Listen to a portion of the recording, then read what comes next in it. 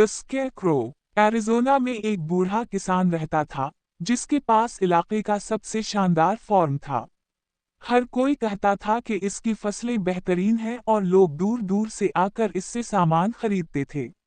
जब कोई उससे पूछता कि वो इतनी जबरदस्त फसलें कैसे उगाता है, तो वो सिर्फ एक ही जवाब देता, ये सब उस पतले स्केरक्रो की बदौलत है। वही मेरी फसलों की हिफाजत करता है। ये पतला खुद किसान ने अपने हाथों से बनाया था, और ये इतना खौफनाक था कि कोई परिंदा या चूहा इसके खेत के करीब भी ना आता। इसने पतले को खास तौर पर डरावना बनाने के लिए महीनों मेहनत की थी।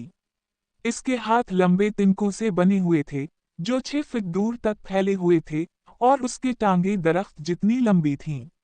लेकिन जो चीज सबसे ज्यादा खौफनाक थी, वो था इसका सर। ये सर एक बड़े कद्दू से तराशा गया था, जो किसान ने खुद कई दिन और रात लगाकर बनाया था। चेहरे पर इतनी बदसूरती और दहशत थी कि किसान खुद भी कभी कभी इसे देखकर कांप जाता। मगर ये इतना मुअस्सर था कि एक भी परिंदा या चूहा खेत में ना आता। पड़ोस में 2 भाई, जोश और हैरोल्ड, एक फार्म चलाते थे। वो दोनों काहिल थे, काम से जी चराते थे और उनकी फसल हमेशा खराब होती थी। इन्हें बूढ़े किसान की कामयाबी पर बहुत हसद था। एक रात दोनों ने मंसूबा बनाया और चुपके से उसके फार्म में दाखिल हो गए। इन्होंने किसान का कीमती पतला चरा लिया और अपने घर के एक पुराने अलमारी में बंद कर दिया ताकि किसी को पता ना चले। अगली सुबह किसान ने देखा कि उसका खौफनाक पतला गायब है, और उसकी सारी फसलें चूहों और कोचों ने तबाह कर दी हैं। वो मायूसी से घुटनों के बल बैठ गया, और आंखों में आंसू आ गए, क्योंकि वो जान गया कि अब उसका फार्म तबाह हो जाएगा। इधर जोश और हैरोल्ड अपने फार्म से ये मंजर देखकर जोर जोर से हंस रहे थे। जब किसान उनके पास आया और पूछा कि क्या इन्हें पतले का कुछ पता है, तो दोनों भाई आंखों में आंखें डालकर झूठ बोलने लगे। हमें कुछ मालूम नहीं, शायद वो खुद ही कहीं चला गया हो। किसान ने बेबसी से कहा, अगर वो ना मिला तो मुझे फार्म बेचना पड़ेगा। जोश ने इसके चेहरे पर हंसी मारते हुए कहा, ये तुम्हारी बदकिस्मती है। हैरोल्ड हंसते हुए बोला, तुम्हारे साथ जो हुआ, मजा आ गया। किसान अफसुर्दगी से वापस चला गया। रात को जोश और हैरोल्ड को नींद नहीं आ रही थी। वजह नदामत नहीं थी, बल्कि वो कद्दू वाले सर का खौफनाक चेहरा उनके जहन से नहीं निकल रहा था। हमें वो चीज घर में नहीं रखनी चाहिए, जोश ने कहा।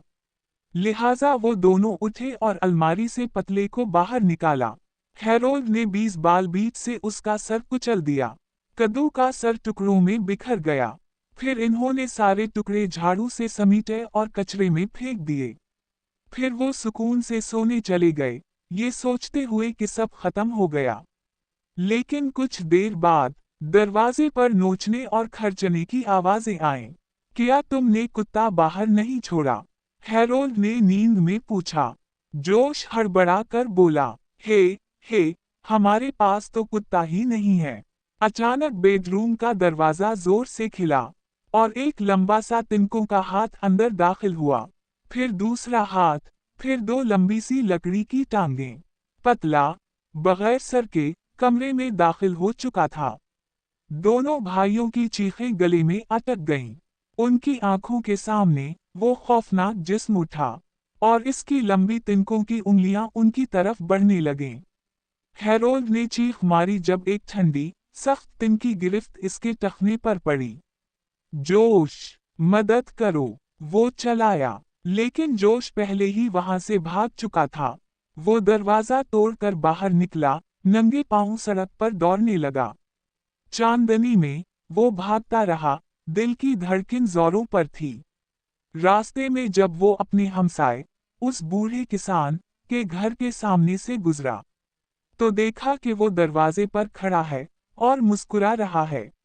जोश ने पीछे मुड़कर देखा, और जो कुछ उसने देखा, वो उसकी रूह तक को हिला गया।